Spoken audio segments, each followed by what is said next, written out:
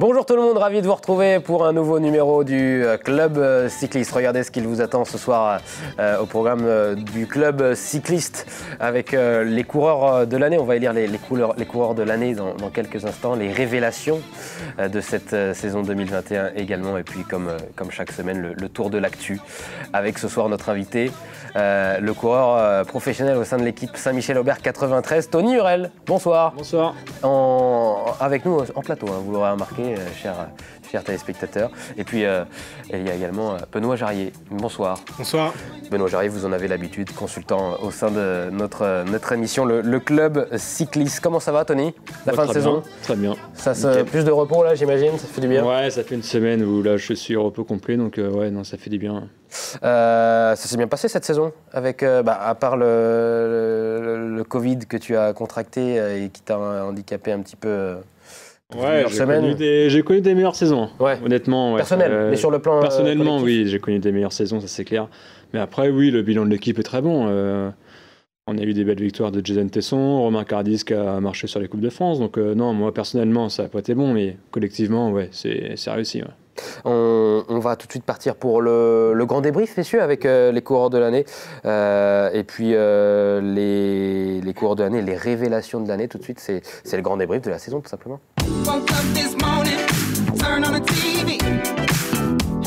Quel est pour vous, messieurs, le coureur de la saison 2021? On va regarder tout d'abord ce que nous a dit nos autres consultants la semaine dernière avec Roger Leger et Julien Gay qui étaient sur ce plateau. Vous allez voir les coureurs de l'année qu'ils ont décernés. J'ai mis celui de le tien, Benoît. Voilà, c'était Tadej Pogačar pour Roger Leger, Tadej Pogačar également pour Julien Gay. Et toi, Benoît, c'est donc Fabio Jakobsen. Ouais, Fabio Jakobsen. Pourquoi? Certes, on pourrait croire, si on regarde les résultats, oui, cette victoire pour un sprinter, c'est pas non plus exceptionnel. Mais en fait, ce que je veux souligner, c'est surtout d'où il revient.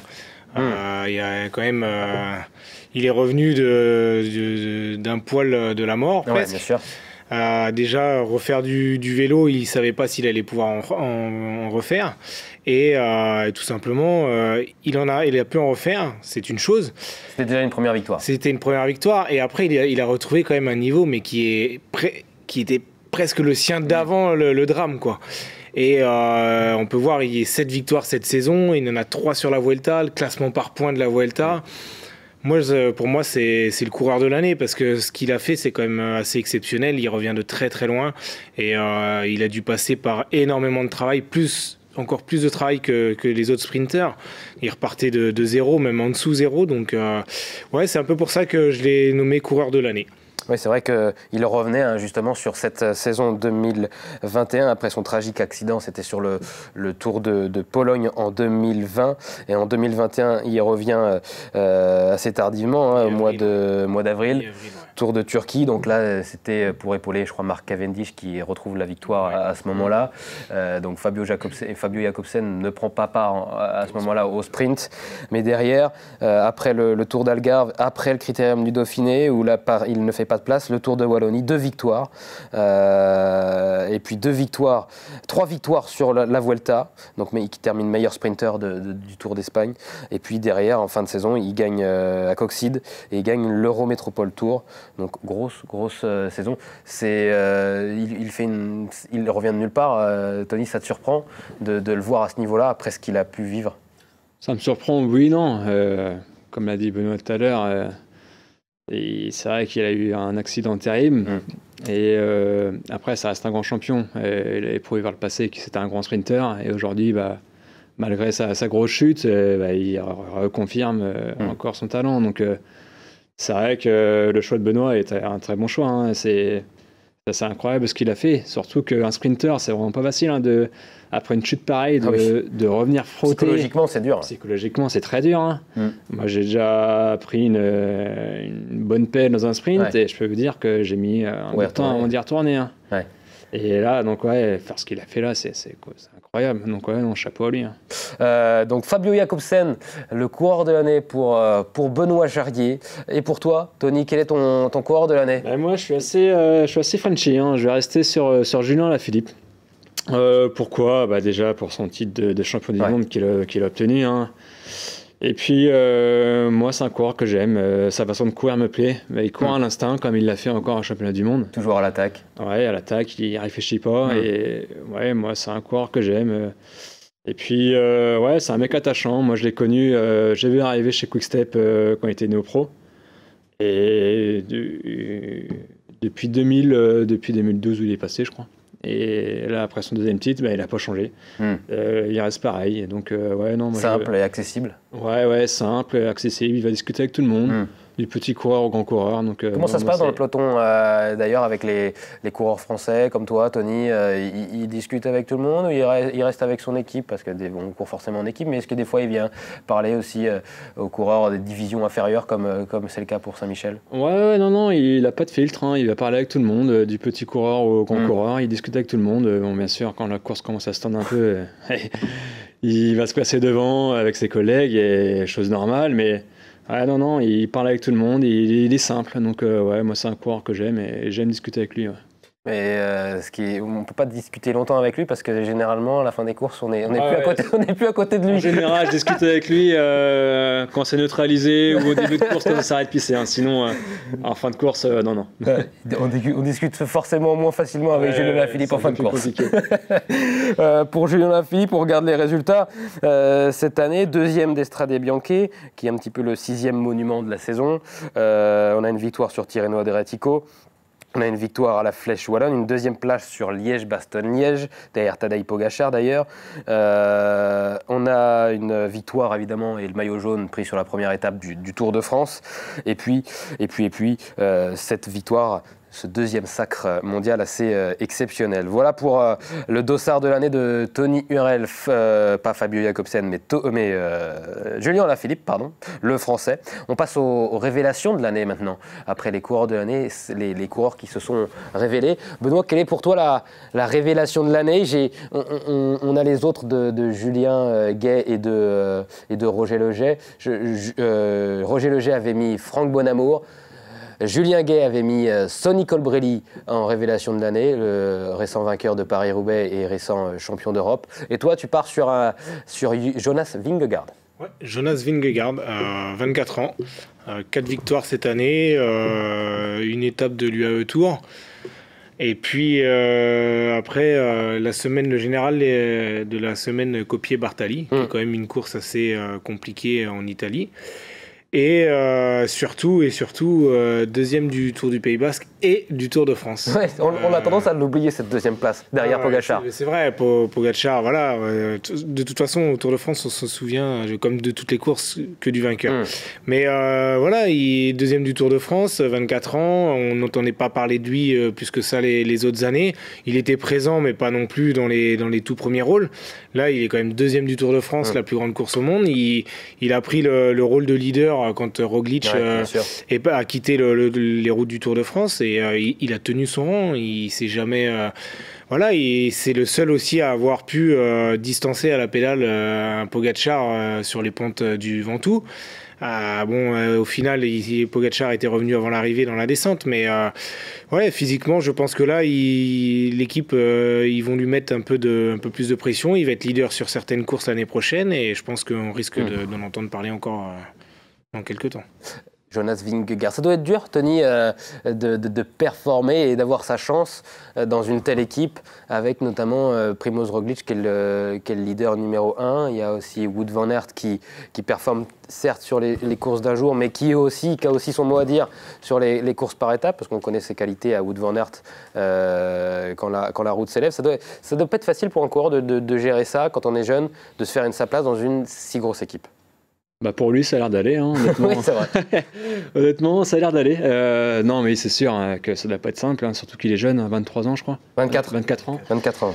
Donc, non, c'est sûr que ça ne va pas être facile, mais bon, c'est vrai qu'il a fait un tour extraordinaire. Il s'est mis à la planche pour Roglic. Ouais. Puis après, dans la montagne, comme l'a dit Benoît, c'est un des seuls à avoir distancé Pogacar. Donc, ouais, non, il est assez monstrueux. Hein, donc, mais ouais, je pense que c'est un coureur qui pourrait bien gagner un Tour de France d'ici 2 ans, pourquoi pas. Comment il est sur contre-la-montre Il aura un peu de lacune, je pense. Comment il est sur contre-la-montre, notre ami danois Jonas Vingegaard? Je regarde les résultats. C'est pas foufou, mais c'est pas dégueu non plus. Hein. On a une 3e place lors du dernier contre-la-montre du Tour. C'était est-ce que ça montait oui, non, c'était pas si difficile que ça. Pourtant il y avait Wout van Aert, Casper Asgreen faisait 2e et Jonas Vingegaard faisait 3e à 51 de moyenne presque, donc il se défend complet, un coureur complet. Il se défend et c'est possible en effet qu'il gagne un grand tour prochainement, Jonas Vingegaard, c'est ce qu'on lui souhaite en tout cas. Alors toi t'as pas mis Jonas Vingegaard en révélation de l'année, Tony, tu as mis un Français. J'ai mis un Français, ouais, Franck Bonamour. Franck Bonamour, c'est vrai qu'il a crevé l'écran cet été autour. Il a fait des échappées, et puis des échappées vraiment costauds, hein, qui se faisaient à la patte, comme on dit. Et puis après, il a confirmé en fin de saison. Il a marché fort sur le Tour du Limousin, sur les Coupes de France en fin de saison. Ah ouais, et un très bon coureur.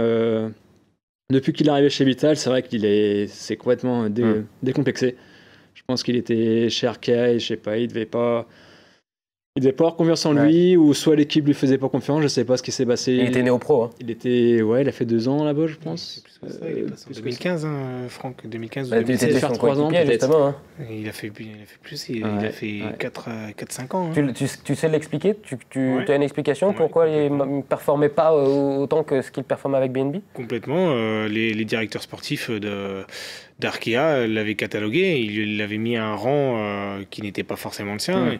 Franck a d'énormes capacités et les DS ne croyaient pas forcément en lui, donc il l'avait catalogué à un certain rang. On lui faisait pas forcément confiance.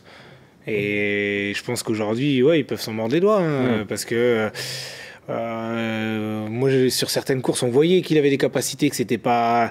Je me rappelle, stagiaire, le Grand Prix de Wallonie. Il fait une placette. Il était stagiaire avec nous. Il a été en haut de la citadelle. Je sais plus. Je vais dire une bêtise. Il fait top 15 voire 10. Je sais. Ouais, ça devait être 2015. Donc déjà, en tant que stagiaire, tu arrives chez les pros, tu fais ça sur une course qui est quand même assez réputée et assez dure. C'est que tu as des capacités. 8e. Voilà, je disais top 10. Donc et c'était en 2015, non? 2015. Donc c'est 2016 qu'il est passé pro. Et donc voilà, et nous, chez Arkea, certains directeurs sportifs l'avaient catalogué. Et du coup, Franck, c'est quelqu'un qui a besoin de se sentir en confiance. Et comme il ne se sentait pas en confiance, c'est quelqu'un qui est très gentil, peut-être trop gentil. Et comment? Je pense qu'il est très réservé. C'est ça, et très gentil. Timide. Et là, chez BNB, on lui a accordé de la confiance. Et il l'a rendu. Et je pense que dans les années à venir, du coup, il va passer leader sur certaines épreuves. Et il va faire parler de lui encore et encore. Ça, c'est sûr. Voilà pour la révélation de l'année. Franck Bonamour pour Tony Hurel. On passe au quiz, messieurs. La lumière va s'abaisser. La musique de western va commencer. Et on va partir sur ce quiz où le plus rapide marque 1 point, Tony.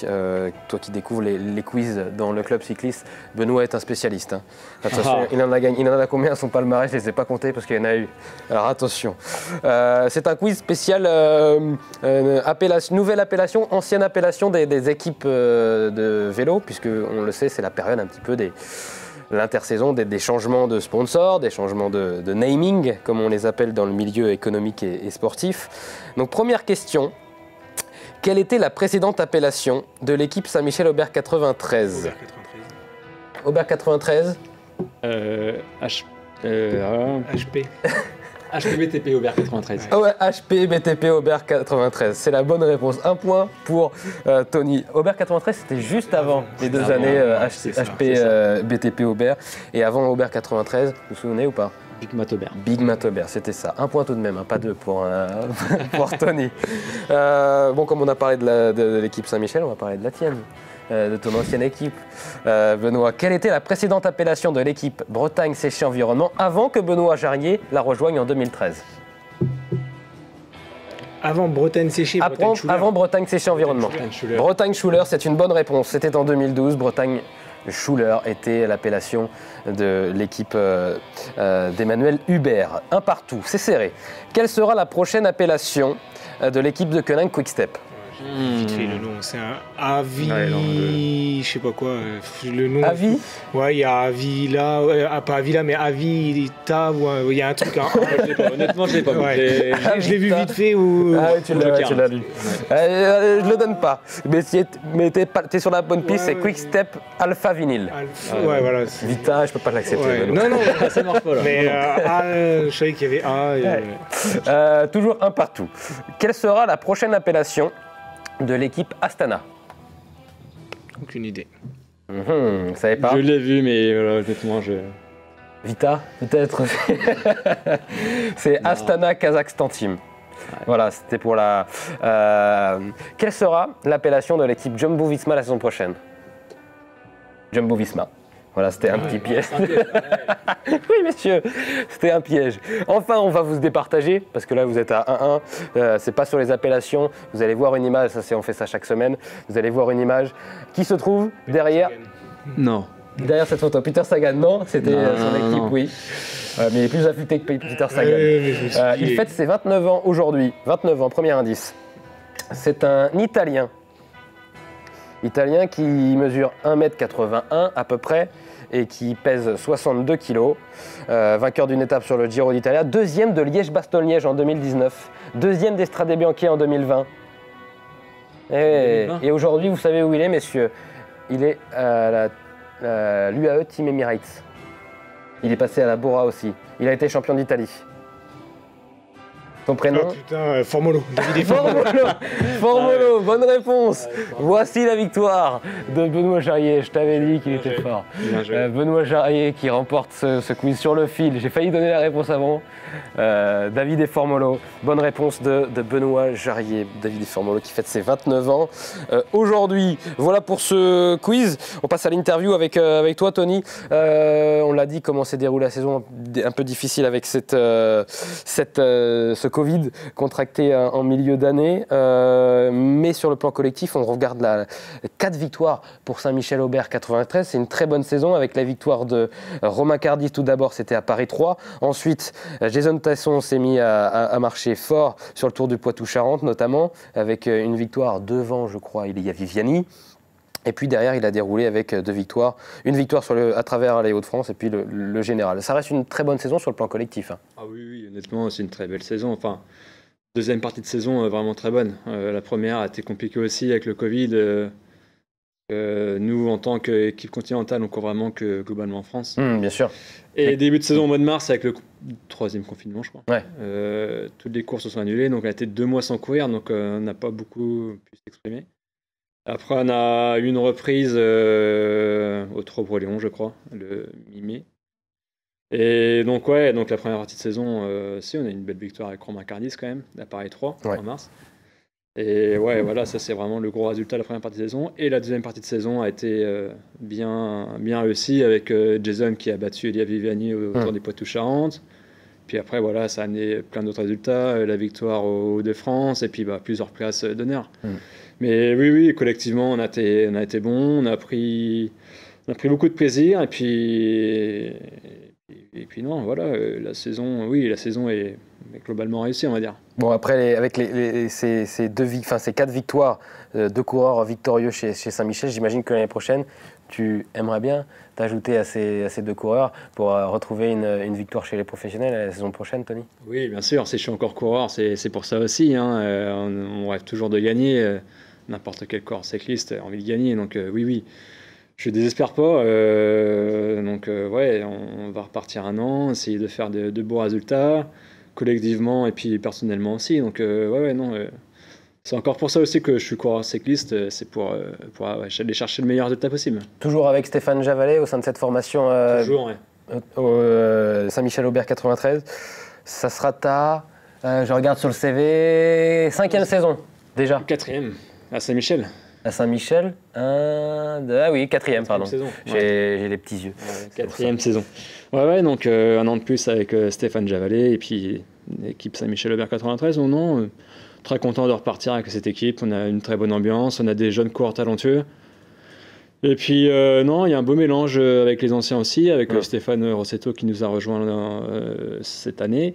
Donc, non, on a une belle équipe et donc on va essayer de faire briller le maillot au plus haut niveau. Encore, tu as la volonté de prolonger derrière l'aventure en 2023 ou tu... Je ne pense, pour l'instant, c'est ma dernière année. Après, si tu gagnes 4 si je fais vraiment une année de feu de Dieu, comme on dit, peut-être que je repartirai. Mais non, faut s'arrêter un jour ou l'autre. Et je pense qu'honnêtement, à la fin de l'année prochaine, je vais remballer le vélo. On passe à l'interview La Jonction tout de suite.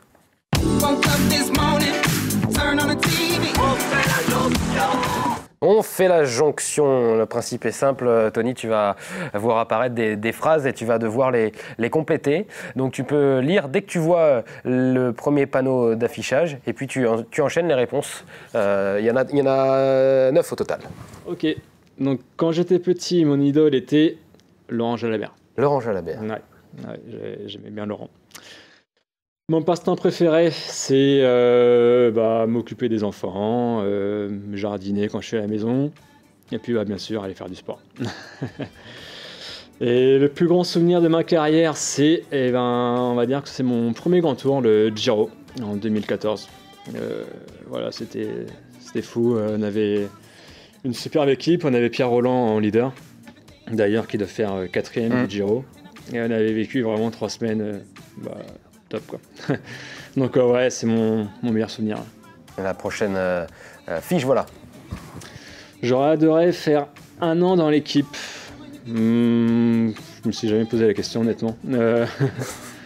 Non, j'ai fait 7 ans au sein de la formation de Jean-René Bernaudot. J'ai vraiment vécu des bons souvenirs. Donc, y a pas une équipe comme ça qui te donnait envie Non, fais-toi un kiff, Ineos, non, je Buckenhack. Les équipes étrangères, ça m'a jamais trop attiré. Déjà, je parle pas anglais.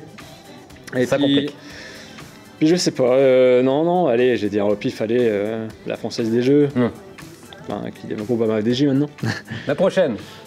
M'entraîner sans Benoît Jarier, c'est déjà c'est moins d'engueulade sur le vélo. Parce que Benoît était sanguin et bon, s'il y avait un automobiliste qui nous rasait, là c'était vite là. Ah oui. Ouais, le bidon dans la portière. Ça pouvait devenir compliqué. Mais non, mais de très bons souvenirs avec Benoît quand même.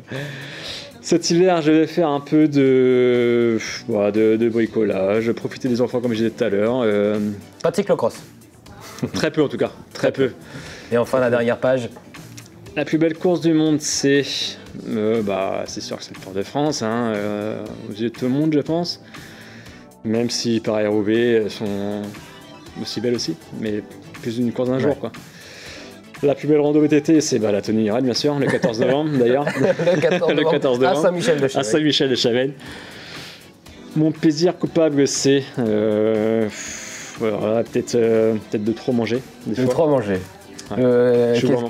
Qu'est-ce que tu aimes manger? De tout. Je suis très gourmand. De tout. Très gourmand. Trop peut-être pour le. C'est vrai que le vélo, c'est un sport. Ouais, faut faire attention quand même. Mais ouais. C'est contraignant, c'est vrai sur la nourriture, ça c'est sûr, quand on aime être gourmand. Pas tout de suite autour de l'actu, si c'est ça.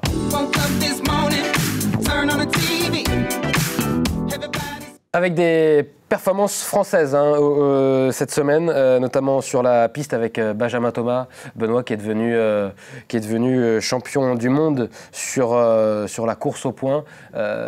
C'est un gros moteur, Benjamin Thomas. Oui, il confirme de toute façon toutes les capacités qu'il a sur la piste. Et il résume, il passe aux Jeux Olympiques un peu moins. Un peu moins. Et du coup là, il rebondit et puis c'est une confirmation, c'est même pas une confirmation, c'est juste une affirmation de son propre talent. Autre perf française, celle de Donovan Grondin, qui est devenu champion du monde sur le scratch, le coureur de l'équipe Arkea Samsic. La poursuite par équipe a été remportée par l'Italie et belle deuxième place des Français Valentin Tabellion, Thomas Denis, Benjamin Thomas et Thomas Bouda, qui ont décroché la médaille d'argent après avoir battu le record de France la veille en 3 minutes 47 secondes. Sébastien Vigier, 3e en vitesse individuelle. Marie Lenné et Clara Copponi, vice-championne du monde de l'américaine. Et l'équipe de France de vitesse, vice-championne du monde en vitesse par équipe. On parle de l'équipe DSM aujourd'hui, messieurs, rapidement. Tidj Benoot, qui, d'après une rumeur du site La Dernière Heure, Tidj Benoot, lui aussi, pourrait ne pas prolonger au sein de la formation DSM. Alors, qu'est-ce qui se passe au sein de cette formation ? Donc, il devrait la quitter avant la fin de son contrat. Il avait prolongé pourtant jusqu'en 2022. Tom Dumoulin, par le passé, a quitté l'équipe 2 ans avant la fin. Michael Matthews, 1 an avant la fin. Marc Hirschi, également en début de saison, l'a quitté avant la fin de son contrat. Et Ilan Van Wilder, peut-être, lui aussi serait en partance avant la fin de son contrat. Tony, véritablement, il y a un petit souci au sein de cette équipe DSM. Ben ouais, je sais pas ce qui se passe, mais faudrait peut-être qu'on appelle Romain Bardet d'ailleurs. Non, mais ouais, c'est vrai que c'est assez bizarre quand même, tous ces ruptures de contrat. Je sais pas si l'ambiance est bonne dans l'équipe, savoir si... Honnêtement, je sais pas, on n'est pas dans l'équipe, Ouais, on peut pas... Difficile à dire. Difficile à dire, mais ouais, il doit y avoir un problème interne, c'est sûr. Et enfin, la dernière image, ça, je l'avais gardé, c'est pour le nouveau vélo de l'équipe Lotto Soudal. On aime, on n'aime pas. Messieurs, j'aime pour Benoît Jarier. Ah oui, très beau vélo. Et Tony Hurel, qui a d'ailleurs à peu près la même marque de vélo en ce moment, donc sur le plateau, qui a amené son vélo. Regardez, il est juste là, plan large en régie. Vous allez voir le vélo de la marque Ridley, donc de cette année pour l'équipe Saint-Michel-Aubert 93. Merci beaucoup, Tony, d'être venu sur le plateau du Club Cycliste. Avec plaisir. Et puis bon repos cet hiver, et puis bonne dernière saison, si c'est la dernière, dans ta carrière professionnelle. Merci Benoît. On se retrouve peut-être lundi prochain ou dans plusieurs semaines. Merci à toutes et à tous d'avoir suivi cette émission. Et on se retrouve très vite. Salut.